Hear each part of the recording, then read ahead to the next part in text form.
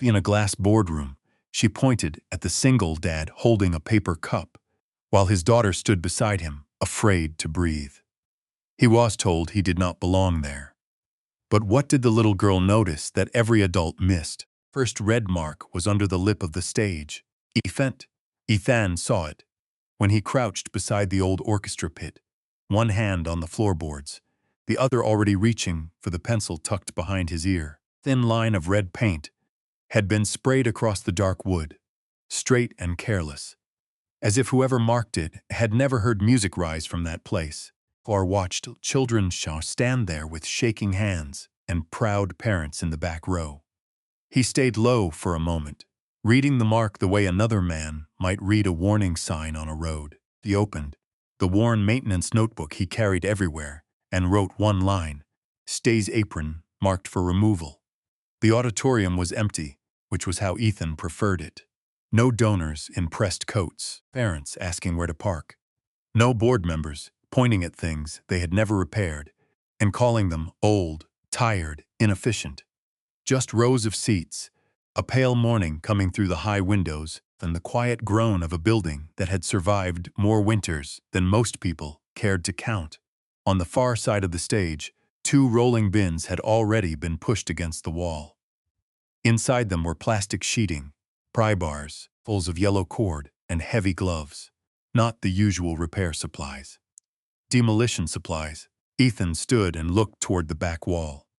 That was when he saw the blank rectangle. It sat just above the left staircase, where the paint was a little cleaner than the surrounding wall, the shape too, even to be accidental. Something had hung there for a long time and had been taken down. Ethan had passed that wall hundreds of times, maybe thousands, he knew. The scratches near the handrail, the crack under the old light fixture, the patch where a student had once put a music stand through the plaster. But the empty rectangle stopped him. He stepped closer and ran his thumb along the edge of the lighter paint. There were 4 small holes in the wall, too high, too low. A plaque, maybe. A sign. Something with screws, not tape. He wrote that down too. The old plaque removed from stage left wall. Confirm location. His phone buzzed before he could close the notebook. The message was from the facilities office. Short, clean, and already settled. Bide review moved up. Enter conversion on agenda today. Materials requested by Meredith Crane before noon. Ethan read it once. Then again. He did not swear. He did not throw the phone. Beside. He only put it back in his pocket and looked out over the seats. The school liked to call the new project a restoration. That was the word in the glossy folders, on the banner near the front entrance, in the cheerful emails sent to parents. Restoration sounded careful, respectful. It sounded like old things would be honored. But the red paint under the stage did not look like honor. It looked like someone had already decided what could be cut away. By the time Ethan reached the maintenance corridor, the day had fully begun. A delivery cart rattled past the boiler room. Someone from catering hurried by with a clipboard. A junior staff member asked if the old stage lights would be disconnected before the donor walkthrough. Ethan answered, without looking at his notes because he had already checked them twice.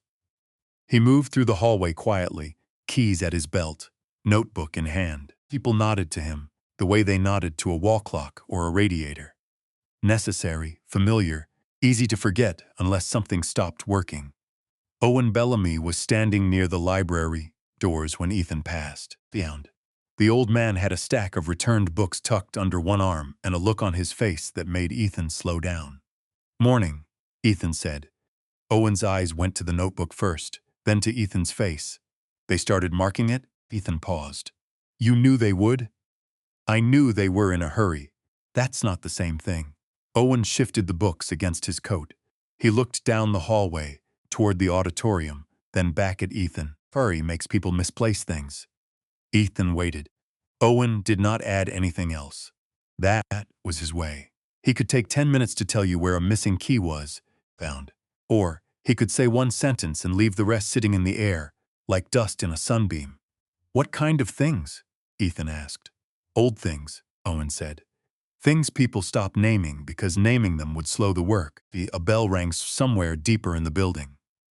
Students began spilling into the lower hallway, their voices rising and scattering. Owen stepped back toward the library.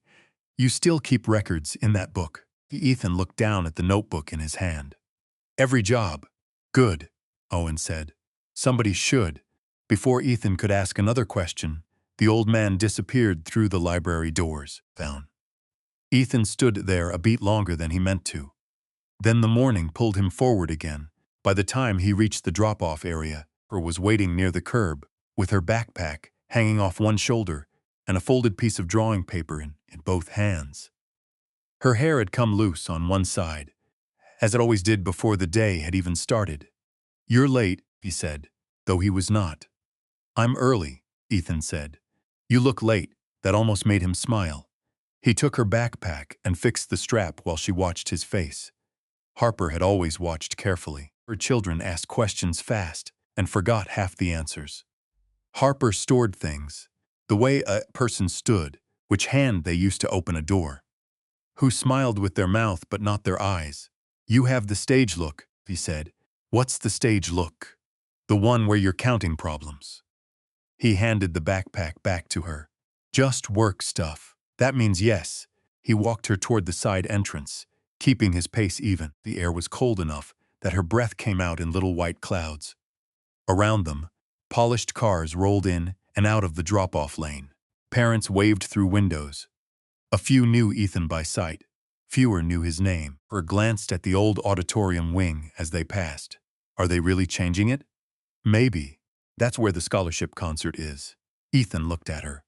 Who told you that? You did. Last year, Mrs. Bell's class sang, and you said the stage was older than everybody in the room. He had forgotten saying it. Harper had not. Go on, he said gently. You'll be late. She took 2 steps, then turned back. Are you going to fix it? Ethan could have said the floorboards, or the lights, or the loose railing. He could have made the question smaller. Instead, he said, I'm going to try. That seemed to be enough for her, for the moment. She went inside, looking once over her shoulder before the door closed. Ethan stood outside after she was gone. He thought of the red paint, the missing plaque, Owen's careful warning. Meredith's name in the message, 40 attached to the day like a seal on an envelope. His phone buzzed again. This time it was the woman who sometimes watched Harper when meetings ran late. I'm so sorry. I can't do today. My mother took a fall. You go help her. Ethan closed his eyes briefly. Before he could answer, a second notification appeared from the school office. Board meeting confirmed for late morning. Final. Decision on stage conversion expected today. He nodded. Ethan looked through the glass doors where Harper had vanished into the warm noise of the school. Then he looked back toward the auditorium wing, where the red paint was already dry under the old stage. He had no speaker slot, formal invitation, no one to watch his daughter, and only a blank rectangle on a wall to prove that something had once been there. But by late morning, the people upstairs would decide whether it mattered. The receptionists upstairs looked at Harper first, not at Ethan's work jacket, not at the paper cup in his hand, not at the old maintenance notebook tucked under his arm. At Harper, as if the presence of an 8-year-old girl in the polished upper-floor lobby made the whole situation harder to place. Ethan felt Harper move a little closer to his side.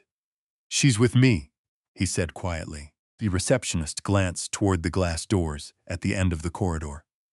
Beyond them, the boardroom opened wide and bright, with the harbor spread behind it like a painted backdrop. People in expensive coats were already inside. Folders lay on the long table. A silver tray of coffee cups sat near the wall, untouched, because no one in rooms like that wanted to be seen needing anything first. I don't have you on the attendee list, the receptionist said. No, I'm facilities. Ethan shifted the notebook under his arm. I need 3 minutes before they vote on the stage conversion. The word facilities did what it usually did.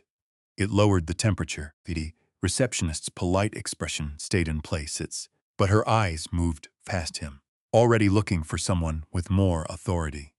Harper looked up at her father. Ethan gave the smallest shake of his head, in the one. That meant, stay still. Don't worry, let me handle it. The boardroom doors opened before the receptionist could answer. Meredith Crane stepped into the corridor as if the building had been waiting for her to arrive. That crevice made her easy to see, against all the gray glass and pale winter light. She held a slim folder in one hand and wore the calm, smile of someone who had learned how to sound pleasant just while closing a door in your face. Is there a problem out here? Ethan turned toward her. Miss Crane, I'm sorry to interrupt. I need to speak before the vote. Parking's under the old stage, and a plaque has been removed from the left wall. I think there may be a condition tied to the scholarship program. Meredith's smile did not move, but something in her eyes sharpened. Is the time? It's being decided today. It has already been reviewed, not by anyone who checked the stage records. That made one of the board members inside turn his head. Another paused with a pen in his hand. Ethan noticed Celia Whitcomb near the far side of the table, still, watchful, her hands folded over a folder. Meredith noticed the shift too. She stepped closer, lowering her voice just enough to make it more cutting. Mr. Rowe, there's a board session. Not a maintenance meeting. Ethan kept his voice even. I understand that. But if the stage is tied to scholarship use, then removing it before checking the records could be a mistake. His fingers found the side seam of his jacket. Meredith looked down at the child for half a second, then back at Ethan. You brought your daughter to a closed meeting. My childcare fell through. That is unfortunate. The board's responsibility. No one inside the room spoke. Ethan felt the heat rise in his neck, slow and unwelcome. He could have explained. He could have said he had tried every option. He said Harper was quiet, that she would sit outside, that this was not something he had planned. But none of that would change what Meredith had already decided to see. He set the paper cup carefully on the narrow table by the door. I'm asking for 3 minutes, he said. Meredith turned then, not only to Ethan, but to the room behind her. Her voice lifted, smooth and clean enough for everyone to hear. This is exactly why we have procedures.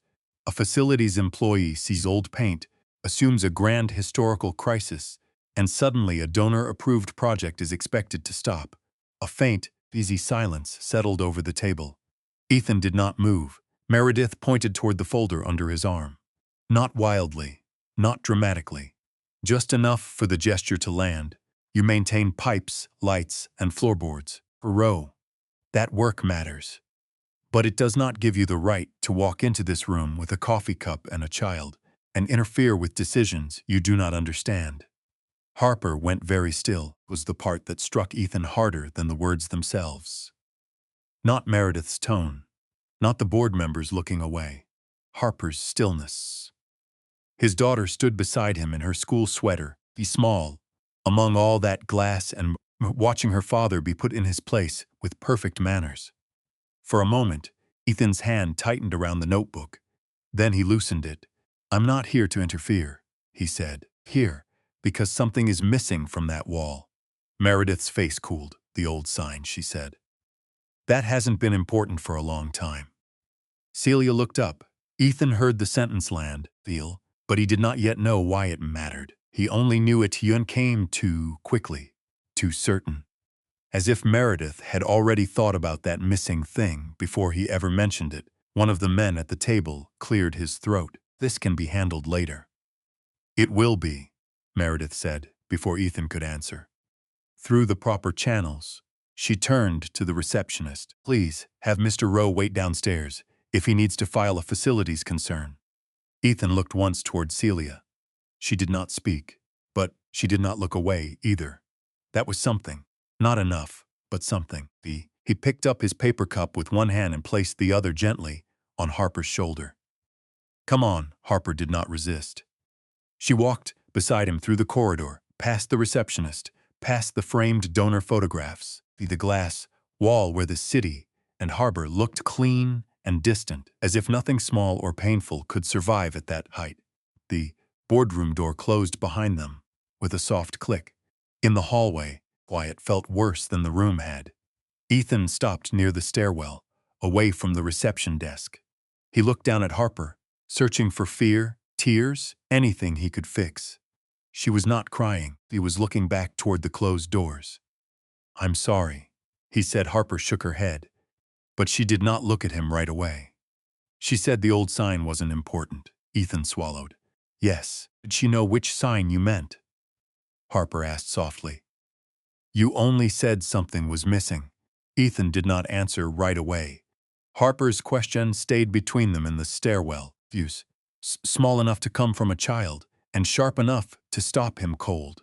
He looked back toward the boardroom doors, then down at the paper cup in his hand. The coffee had gone lukewarm.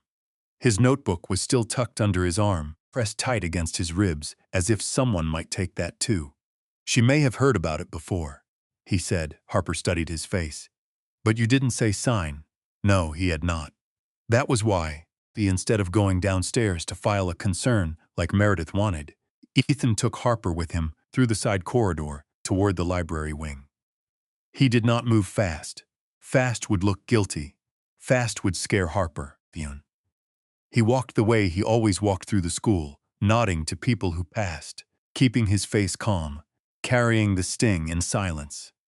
The old library was quieter than the rest of the building. Its windows faced the older courtyard, where bare branches tapped lightly against the glass. Owen Bellamy stood behind the circulation desk, sliding returned books into neat piles. When he saw Ethan, he looked first at Harper, then at the closed notebook in Ethan's hand. "You went upstairs," Owen said. "I tried." Owen's mouth tightened just a little. "And?" Ethan did not explain the room. He did not repeat Meredith's words, with Harper standing beside him. He only said, "She knew about the sign." Owen went still. It was not a dramatic stillness. He did not drop anything. He did not gasp. He simply stopped moving, as if the air around him had thickened. "What sign?" he asked. "The one that used to be stage left. 4 screws. Clean paint behind it." Owen looked toward the library doors. Then he lowered his voice. "I'd let this go.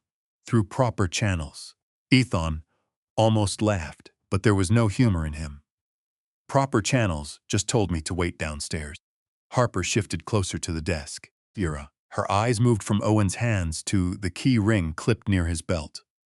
She did not say anything. Owen noticed her noticing. For a moment, the old man looked tired enough to be older than he was. "I knew your mother, Vera," he said at last. Ethan's face changed before he could stop it. Owen did not soften the words with sentiment. He said them plainly, as if placing a book back where it belonged. He spent more time in this library than half the faculty, always in the corner, by the west window, always pretending she hadn't skipped lunch. Ethan looked down at Harper, then back at Owen. "What does my mother have to do with the stage?" Owen came around the desk. "Maybe nothing, maybe too much." He led them through a narrow staff door, down a short back hall that smelled of paper, floor wax, and old heat. Ethan followed with the notebook in one hand and Harper's shoulder within reach of the other. The further they went, the less the school sounded like itself. The bright donor-ready building faded behind them. Remained was the older place beneath it. Pipes, storage doors, painted brick, locks that had been replaced too many times to match. At the end of the hall, Owen stopped before a gray metal door. "The drama department calls this the prop overflow," he said. "It used to hold stage records, old programs, plaques, whatever nobody wanted on display, but nobody dared throw away." He unlocked it, shifted in the stale air as the door opened. Inside were stacked chairs, cracked scenery flats, boxes of costumes, and 2 wooden cabinets pushed against the back wall. Owen crossed to the second cabinet and took another key from the ring. Ethan watched his hands. "You knew it was here," Ethan said. "I knew where it was put," Owen answered. "That isn't the same as knowing what to do with it." It opened with a dull scrape.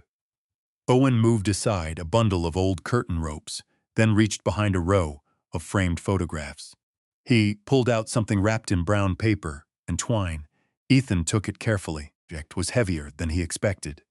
When he loosened the twine, the paper fell back and a dull bronze surface caught the dim light. It was a plaque, not large, not grand, not the kind of thing donors posed beside. The edges were worn dark from age. The lettering had dulled, but the words were still there, cut deep enough that no polish could erase them. Ethan read silently at first. Then his eyes stopped on one line. Scholarship use, per line. Children of working families. He looked at Owen. That stage wasn't just named, Owen said. It was promised. Harper stepped closer. She did not touch the plaque, her eyes fixed on the small emblem near the bottom. A simple crest worked into the metal. Dad, she said softly. Ethan looked at her. I've seen that. Where? At home. Harper frowned with the effort of remembering. In the box with Grandma's picture. On the pin she's wearing, the room seemed to grow quieter around them. Ethan had not opened that box in a long while. It sat on the top shelf of his bedroom closet, full of things he kept, because throwing them out felt wrong, and looking at them felt harder. A photograph, a few letters, a school ribbon, small pieces of a life he had always understood, only in fragments. Fragment in his daughter's memory had a shape. He turned the plaque slightly toward the light and looked again at the emblem. Something inside him shifted, not loudly, but permanently. Until that moment, fight had been about a stage, about a rushed decision, about being spoken to like a man whose place in the building ended at the toolbox. Now, it was about his mother walking these halls hungry and proud. It was about a promise that had once opened a door for her, then had been taken down and stored in the dark. The notebook in his hand no longer felt like a maintenance log. It felt like the beginning of a record. Then Owen was right about one thing. The plaque was not enough. By late afternoon, Ethan and Owen had spread what they could find across a small work table near the old files. Programs from scholarship concerts, the lists of student recipients, a thin folder with the name of the original donor printed across the tab. Ethan took notes in his careful block letters, leaving dates and names beneath the marks he had already made about the stage wall. Harper sat nearby with a piece of paper, drawing the storage room as she saw it. The cabinet, the table, Owen's keys. Father bent over the files. Every so often she looked up at the plaque. A message came through Ethan's phone from the school's office, formal and brief. Lied. The sounds. Concerns about the stage conversion should be submitted through facility supervision. No further interruption of board proceedings was appropriate. Meredith did not need to sign it for Ethan to hear her voice in it. He put the phone face down. Owen watched him. That means they know you're still asking. Good, Ethan said, though his voice was quiet. Near evening, Celia Whitcomb agreed to meet them in a small records room off the library. She arrived without an assistant, without a coat over her arm, without any performance of surprise. She listened while Ethan laid out the plaque, the old programs, the scholarship folder, and the notes in his book. Touch anything at first. When she finally picked up the plaque, she held it with both hands. This is not a complaint about a room, she said. No, Ethan answered. And this, she looked at the folder, yet enough to stop the project on its own. Ethan nodded once. He had expected that. Maybe he had feared it too. Celia studied him for a long moment. If this is real, it has to go back before the board. Owen looked away, or stopped drawing. Ethan felt the old shame rise again, sharp and familiar, the memory of glass walls and a red dress, and his daughter standing beside him, while strangers decided how much he was worth. Celia set the plaque down between them. If you want to save this promise, she said, you cannot send me in your place. You have to walk back into the room that sent you out. Ethan did not sleep much after Celia's warning. By the next morning, the old maintenance notebook sat on top of the scholarship folder, and the bronze plaque lay wrapped in the same brown paper. Owen had used to hide it from dust, fearing. Ethan carried all three through the upper hallway with Harper beside him and Owen a few steps behind. No one spoke much. There were some walks a man had to take without pretending his hands were steady. The hearing room was not the same glass boardroom where Meredith had pointed him out, but it felt close enough. Long table, high windows, clean water glasses, people who knew how to fold their hands and wait for someone else to become uncomfortable first. Meredith was already there. She sat near the chairman, her folder open, her expression composed. When Ethan entered, Fees moved to the wrapped plaque in his arms, then to Harper. For one brief second, irritation broke through the polish. Then it was gone. Celia stood at the head of the table. "Mr. Rowe," she said, not warmly, but clearly, "You may begin." Ethan placed the wrapped bundle on the table. He heard the paper scrape softly against the wood. His throat tightened, but he did not look at Harper. If he looked at her too soon, he might remember too sharply how small she had looked in that hallway. He opened his notebook first. "I'm not here to argue about design," he said. "I'm not here to accuse anyone of not caring about the school. Here, because the old stage was marked for removal before the records tied to it were reviewed." Meredith leaned back slightly. "With respect, this has already been framed as a facilities concern." Celia did not look at her. Him finish. That small sentence changed the room more than a raised voice could have. Ethan turned the notebook so the table could see the page. He had written the details in neat lines. The red paint under the stage, view inside. The missing plaque, the clean rectangle on the wall, the old screw holes, the storage room where Owen had found what had been taken down. Then he unwrapped the plaque. The bronze caught the light poorly, then which somehow made it harder to dismiss. It did not shine. It did not flatter the room. It simply sat there, worn and heavy, with its words cut deep enough to survive being hidden. One of the board members leaned forward. Ethan placed the scholarship folder beside it. "The programs in this file show the stage was used for scholarship performance for children of working families. The donor language here connects that use to the original gift." The chairman adjusted his glasses. "A historical connection is not the same as a binding restriction." "No," Ethan said. "That's why I asked Mr. Bellamy to speak." Owen stood slowly. For once, the keys at his belt made no sound. He looked nervous, but not uncertain. "I was present when the plaque was removed during the renovation of the older wing," he said. "It was not discarded because the wording made people uncomfortable. It was stored, and the storage was forgotten by everyone who found forgetting convenient." Meredith's face tightened. "That is an unfair characterization." Owen looked at her. "Maybe. But it is not untrue." Silence settled over the table. The chairman tried to move the papers back into safer territory. "Even if these materials deserve review, delaying the donor schedule would create significant complications." Celia picked up the scholarship folder. "The question is not whether delay is inconvenient.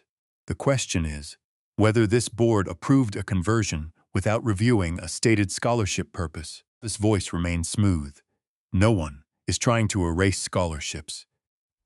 We are modernizing an underused space so the school can attract the kind of support that funds scholarships." Ethan looked at the plaque, and he looked at her. "The children. It was promised to don't get invited to donor receptions," he said. "They get invited to stand on that stage." He had not planned to say it. The words came quietly, and because they were quiet, the room seemed to have to lean toward them.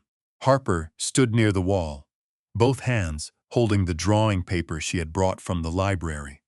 Her eyes were on him, not on Meredith. That steadied him more than anything else. Celia set the folder down. "I am recommending an immediate halt to the stage conversion, an independent review of the scholarship terms, and removal of Miss Crane from oversight of the Arts Center project pending that review." Meredith turned toward the chairman. "This is a disproportionate response." The chairman opened his mouth, then closed it when two board members began looking through the copies Celia had put before them. The board member, another board member, asked Owen a question about the storage room. Someone else read the inscription aloud under her breath. The room no longer belonged to Meredith's version of the story. It was when Ethan understood the turn had already happened. Not loudly, not triumphantly, but it had happened. The plaque had done what his anger could not have done. Alone. It had made the room look at the promise instead of the man carrying it. By the end of the hearing, the decision was formal. The conversion was suspended. Beards would be resumed. The scholarship use would be restored and written into the new Arts Center plan. Meredith was removed from the project that afternoon. The chairman, After trying one last time to call the matter a misunderstanding of procedure, stepped down soon after, when it became clear he had helped shield the rushed approval. No one applauded Ethan. He was grateful for that. A few days later, workers returned to the old auditorium, but not with pry bars. The red paint beneath the stage was covered. The blank place on the wall was measured again. The plaque was cleaned gently, not polished into something new, and prepared to be returned where it belonged. Ethan went back to fixing lights, checking floorboards, and answering calls when pipes groaned in the cold.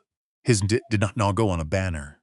He did not move into a better office. The thing that changed was the way some people stepped aside when he carried his notebook down the hall, as if they had finally realized it contained more than repair notes. Near the end of that week, he took Harper into the old auditorium after school. Owen had left the side door open for them. The seats were empty, the stage quiet, the air softer than it had been. On the morning Ethan first saw the red mark, Harper walked to the stage left wall and looked up at the bronze plaque, now fixed back in place. "That's Grandma's symbol," she said. Ethan stood beside her. "Yes, and the stage is staying? It's staying for what it was promised to do." She thought about that, then slipped her hand into his. Ethan looked out across the empty seats, past the place where the floor had been marked, the spot where he had once felt too small to be heard. Harper's hand was warm in his, and for the first time in days, he did not feel the need to brace himself. The stage was quiet, but this time, it did not feel forgotten.